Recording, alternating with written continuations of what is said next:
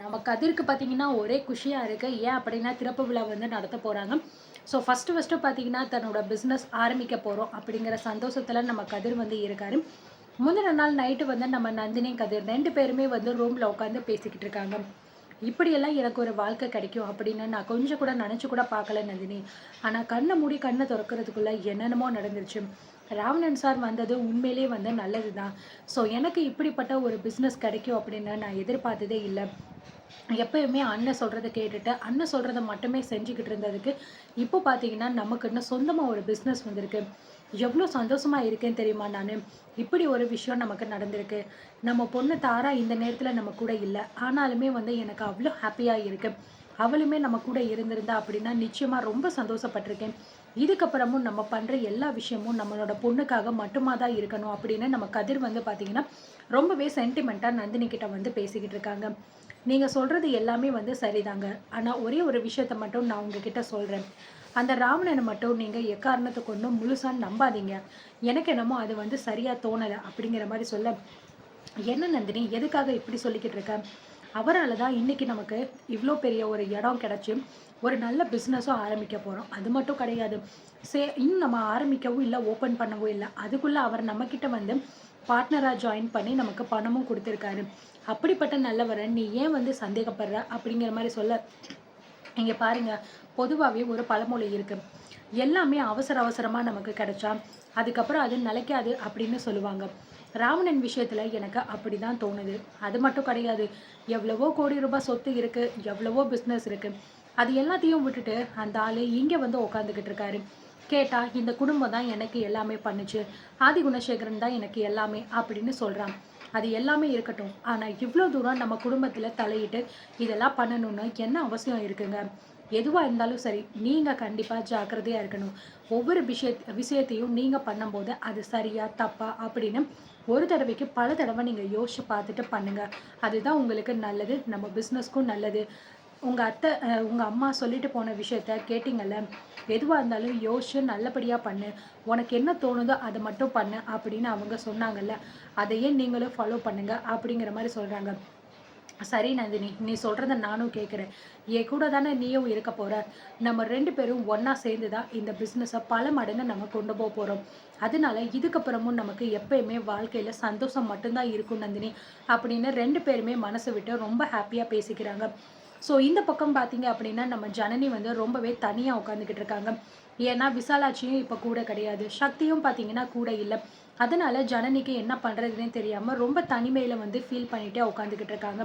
அது மட்டும் இல்ல, நம்ம இப்போ சக்தி வந்து எப்போதான் வருவாரு அப்படிங்கிற மாரி வந்து தெரிஞ்சுக்கணும் அப்படிங்கிற மாரி நெனைக்கிறாங்க. உடனே வந்து நம்ம ஜனனி சக்திக்கு வந்து கால் பண்றாங்க. "என்ன சக்தி, என்ன பண்ணிக்கிட்டு இருக்க? அங்க எதுவும் பிரச்சனை இல்லையே?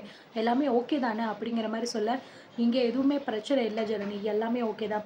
ஆமா, அம்மா ஊருக்கு நல்லபடியா கிளம்பிட்டாங்களா?" அப்படின்னு கேட்டாங்க. கிளம்பிட்டாங்க சக்தி." சரி, நீ என்ன பண்ணிக்கிட்டு இருக்க? யாருமே இப்போ பார்த்துக்கிறதுக்கு உன்னை வீட்ல இல்ல ஜனனி. நானுமே வந்து இங்க வந்துட்டேன். நீ ரொம்ப தனியா இருக்கல்ல அப்படிங்கிற மாரி சொல்றாங்க. ஐயோ சக்தி, இதுல என்ன இருக்கு? என்ன நான் பார்த்துக்க மாட்டேனா? நானாவது வீட்டுக்குள்ள தான் இருக்கேன். ஆனா நீ எங்கேயோ ஒரு இடத்துல உட்கார்ந்துகிட்டு இருக்க. நீ தான் கண்டிப்பா உன்னை பார்த்துக்கணும். அதனால ரொம்பவே பத்திரமா இரு சக்தி. எதுவா இருந்தாலும் எனக்கு உடனே வந்து ஃபோன் பண்ணு. ஸோ சாருபாலா மேம் கிட்ட ஏற்கனவே நான் எல்லா விஷயத்தையுமே வந்து சொல்லிட்டேன். கண்டிப்பா அவங்க உனக்கு வந்து கால் பண்ணுவாங்க. நீ நடந்த விஷயங்கள் எல்லாத்தையுமே சொல்லு. அந்த விகேவையும் பேச வையு. இப்போ அந்த விகே ஓகே தானே? நல்லபடியா தானே இருக்கா? அப்படின்னு சொல்ல, அதெல்லாம் ஓகே தான் ஜனனி. நல்லபடியா இருக்காரு அப்படின்னு சொல்லிட்டு, அது மட்டும் கிடையாது. இங்க இன்னைக்கு என்னென்னமோ ஒரு விஷயம் நடந்து போயிருச்சு அப்படிங்கிற மாரி சொல்றாரு. ஏன் சக்தி என்ன ஆச்சு? எதுவும் பிரச்சனையா? அப்படிங்கிற மாரி சொல்ல, பிரச்சனைலாம் ஒண்ணும் இல்ல ஜனனி. பிரச்சனை வர்ற மாரி வந்து ஒரு வழியா அது போயிருச்சு. அப்படிங்கிற மாரி சொல்றேன். ஏன் சக்தி என்ன ஆச்சு? அப்படிங்கிற மாரி கேட்குறாங்க. இல்ல நான் வந்து விகேக்கும் எனக்கும் சேர்த்து சாப்பாடு வாங்கிட்டு வர்றதுக்காக போயிருந்தேன். ராமனோட ஆட்கள் வேற வந்து இந்த பக்கம் தான் சுத்திக்கிட்டே இருக்காங்க. எப்படியாவது எங்கள தேடி கண்டுபிடிச்சு எங்கள கொல்லணும் அப்படின்னு தான் அவங்களோட திட்டம் போல இருக்கு. அதனால இந்த இடத்த விட்டு போகாம எங்களையே சுத்தி சுத்தி தேடிக்கிட்டே இருக்காங்க. ஸோ கரெக்ட்டா வந்து நான் சாப்பாடு வாங்கிட்டு வந்துகிட்டு இருக்கும்போது, அந்த வழியா கார்ல போன அவங்க திடீர்னு வந்து அந்த வீட்ட பார்த்தோனே நிப்பாட்டிட்டாங்க. பார்த்துட்டு இங்க யாராவது இருக்காங்களா என்னன்னு போய் பார்க்கலாம் அப்படின்னு சொல்லிட்டு, அந்த ரவுடி பசங்க இறங்கி வந்து கரெக்ட்டா வீட்டுக்கு மேல போனாங்க. அந்த வீட்டுக்குள்ள தான் சக்தி வந்து நம்ம விகே வெவ்வேற நான் வச்சிருந்தேன் அப்படிங்கிற மாரி சொல்ல, என்ன சக்தி சொல்ற? எதுவும் பிரச்சனை இல்லையே அப்படிங்கிற மாரி கேட்குறாங்க. இல்ல, இல்ல அதெல்லாம் எதுவும் ஆகல. எல்லாமே சரி ஆயிருச்சு. அவங்களுமே அந்த இடத்த விட்டு போயிட்டாங்க. ஸோ அவங்க கரெக்ட்டா மேல ஏறுறத பார்த்து பின்னாடி சைட்லேருந்து நான் வந்து சில கல்ல வந்து கீழ தள்ளி போட்டேன். அவங்க என்னமோ அங்கிட்டு சவுண்டு கேட்குது. வாங்க நம்ம போய் பார்க்கலாம். இங்க யாருமே இல்ல அப்படிங்கிற மாரி நெனச்சுட்டு கீழ இறங்கி போயிட்டு பார்த்துட்டு அதுக்கப்புறம் கார எடுத்துட்டு போயிட்டாங்க. அவங்க போனோனே நான் வந்து வேக வேகமா போயிட்டு மேல பார்த்தா, அங்க விகேவ காணோம் அப்படிங்கிற மாரி சொல்றாங்க. ஐய்யய்யோ! அப்படிங்கிற மாரி சொல்றாங்க. ஆமா ஜனனி விகேவ காணோம். என்னடா இது இங்க தானே இந்த ஆள் இருந்தா எங்க போனா அப்படின்னு சொல்லிட்டு பார்த்தா, கடைசியில இந்த மாரி ரவுடி பசங்க வரத தெரிஞ்ச விகே பார்த்தீங்க அப்படின்னா, ஒரு ஓரமா வேற பக்கம் போயிட்டு ஒளிஞ்சுகிட்டு இருந்தான் போல இருக்கு.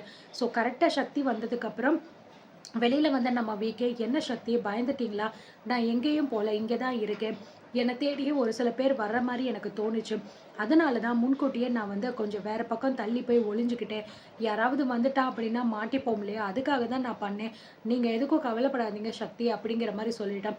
அப்போதான் எனக்கு உயிரே வந்துச்சு ஜனனி. நான் கூட உள்ள வந்து பார்த்தோனே, எங்கடா அந்த ஆள காணோமே! ஒரு வேள வந்து அந்த ஆள் தப்பிச்சுட்டானோ! அப்படிங்கிற மாரி எனக்கு பயம் வந்துருச்சு. ஸோ இப்போ எதுவுமே இல்ல. அவன் என் கூட தான் இருக்கான். ஸோ அவன்கிட்ட எல்லாத்தையுமே நான் வந்து சொல்லிட்டேன். அவனுமே ராவணன் பத்தின எல்லா உண்மைகளையுமே என்கிட்ட சொல்லிட்டான். நமக்காக என்ன வேணாலும் பண்றதுக்கு தயாரா இருக்கேன் அப்படின்னு அந்த விகே வந்து உண்மைய சொல்லிட்டான். அப்படிங்கிற மாரி சொல்றாங்க. ஓகே சக்தி, எதுவா இருந்தாலும் சரி, நீ நெறையவே வந்து கேர்ஃபுல்லா இருக்கணும். ஏன்னா இந்த ராவணனும் சரி, அவன அனுப்பிவிட்ட ஆளும் சரி, ரொம்பவே மோசமானவங்களா தான் இருப்பாங்க. இங்க வேற இந்த ராவணன் வந்து என்ன பண்ண போறான்? என்ன பிளான் வச்சிருக்கான்னு தெரியல.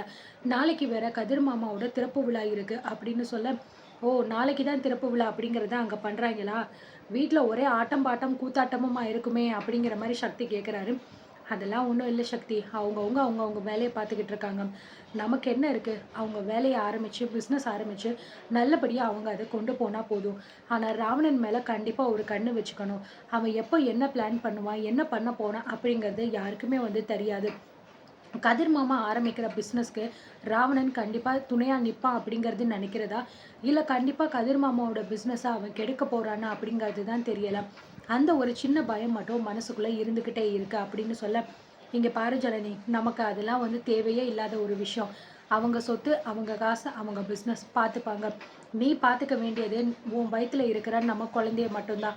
அத மட்டும் நீ பத்திரமா ஜாக்கிரதையா பார்த்துக்கோ. வேற எத பத்தியும் நீ யோசிக்காத. நம்மளுமே வீடு பார்க்கணும்ல. நான் கூடிய சீக்கிரத்துல கிளம்பி வந்துடுறேன். வந்ததுக்கப்புறம் நம்ம வேற வீட்டுக்கு போயிட்டு புதுசா பால் காய்ச்சிட்டு ஒரு நல்ல நிம்மதியான லைஃப்ப நம்ம ஸ்டார்ட் பண்ணலாம் என்ன அப்படிங்கிற மாரி சொல்றாங்க. சரி சக்தி, கண்டிப்பா. நீ பார்த்துட்டு சீக்கிரமா கிளம்பி வா. சாருபாலா மேம் உனக்கு கால் பண்ணுவாங்க.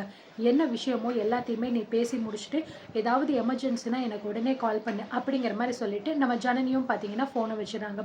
ஸோ அதுக்கப்புறம் யோசிக்கிறாங்க. இந்த மாரி தான் வயித்துல வளர்ற குழந்தைகிட்ட வந்து கொஞ்ச நேரம் பேசிக்கிட்டு இருக்காங்க. சக்தியுமே பார்த்தீங்க அப்படின்னா, சீக்கிரமா நம்ம இந்த இடத்த விட்டு போயிறணும். ஏன்னா ஜனனி தனியா வீட்ல இருக்கா. ஸோ அவள தனியா விட்டுட்டு நம்மளால பார்த்தீங்கன்னா, இன்னும் வந்துக்கும் இப்படியே சுத்திக்கிட்டு இருக்க முடியாது. அம்மா வேற வீட்ல கிடையாது.